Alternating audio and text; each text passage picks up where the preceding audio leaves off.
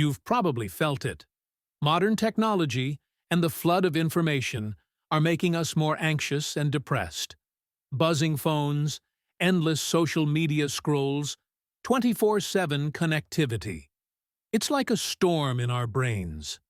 Today, we're unpacking why this happens from the perspective of our brain's evolution, breaking it down with science and sharing practical strategies, backed by research, to help you reclaim your calm. Let's dive in.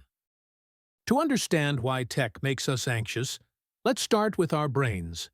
Has our brain really not evolved in 100,000 years? Pretty much, with minor tweaks.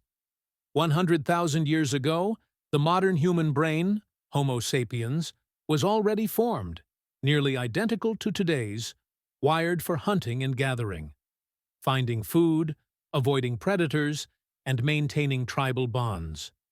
Neuroscientists say core functions, like the amygdala for threat detection and the prefrontal cortex for decision-making, are almost the same as our ancestors. While culture and learning have made behaviors more complex, genetic evolution is super slow, lagging far behind tech's rapid pace. Picture yourself as an ancient human on the savannah.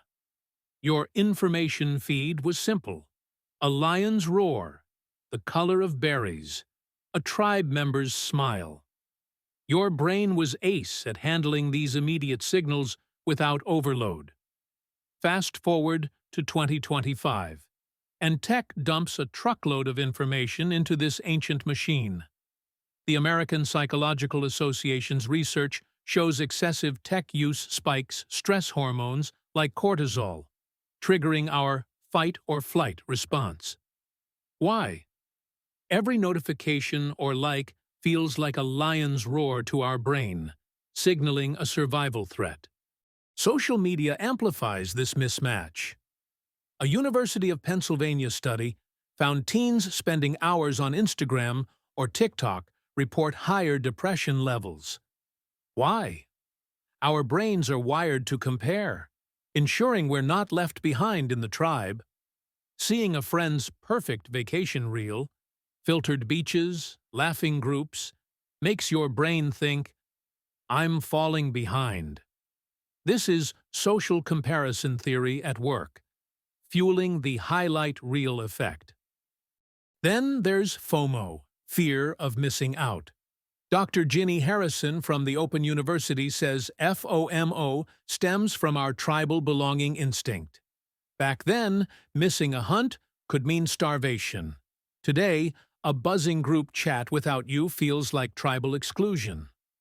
A study in computers in human behavior links FOMO to higher anxiety and worse sleep, with algorithms designed to keep you hooked. Okay, enough gloom. Let's flip the script. Our brains may be built for hunting and gathering, but we can train them for modern life. First, digital detox. Take 30 minutes offline daily to give your brain a breather. Why does it work? A cyberpsychology, behavior, and social networking study found quitting Facebook for a week boosts well-being by 15%, as reducing information input calms the amygdala's overactivity, mimicking a hunter's relaxation after escaping danger. Try it. Enable Android's focus mode or iPhone's screen time during meals or walks. It's like a savanna retreat for your brain. Research also shows short breaks enhance the prefrontal cortex's self-control, helping you manage stress better. Second, mindful tech use. Apps like Headspace or Calm reduce stress by 20% per Oxford University research. Why? Mindfulness meditation activates the brain's default mode network, DMN, dampening the amygdala's anxiety response and boosting emotional regulation. Before scrolling, ask, "Does this uplift me?" Unfollow accounts that spark anxiety, like perfect life influencers, and follow positive ones, like psychology or nature photography, to reduce dopamine-driven social comparison. Tip: set your phone to grayscale. Find it in iPhone's accessibility or Android's equivalent. Behavioral scientists say grayscale cuts visual stimuli, weakening the dopamine urge to scroll, like ignoring irrelevant savanna signals. Third, set boundaries. Make your bedroom a tech-free zone with an old-school alarm clock. Harvard says this boosts sleep quality by 25%, as avoiding blue light restores melatonin and aligns with hunter-gatherer sleep cycles, lowering cortisol.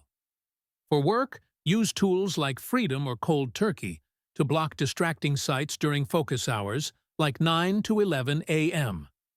A Journal of Applied Psychology study shows focused time strengthens the prefrontal cortex's executive function, reducing technostress buildup. Fourth, use tech for good. Platforms like BetterHelp or Talkspace offer virtual cognitive behavioral therapy, CBT, where you work with a therapist via video or text to identify and reframe negative thoughts, like, "I'm not good enough." CBT uses structured exercises like logging emotional triggers to replace anxiety-driven beliefs with rational ones. Why it works? The Lancet found virtual CBT cuts anxiety by 50% in months by rewiring neural pathways, strengthening the prefrontal cortex's control over the amygdala, like training a hunter to assess threats calmly. Real-world anchors: exercise, nature, and face-to-face chats. Nature Journal found park walks lower cortisol more than scrolling bad news, as nature activates the parasympathetic nervous system, mimicking a hunter's calm in safe settings. Try the 25-3 rule. 20 minutes of brisk walking daily. 5 hours outdoors weekly. 3 days in nature monthly. So, there you have it. Our brains evolved slowly over 100,000 years, struggling with tech's information flood, but science-backed strategies, from detoxes to CBT, can train them to thrive.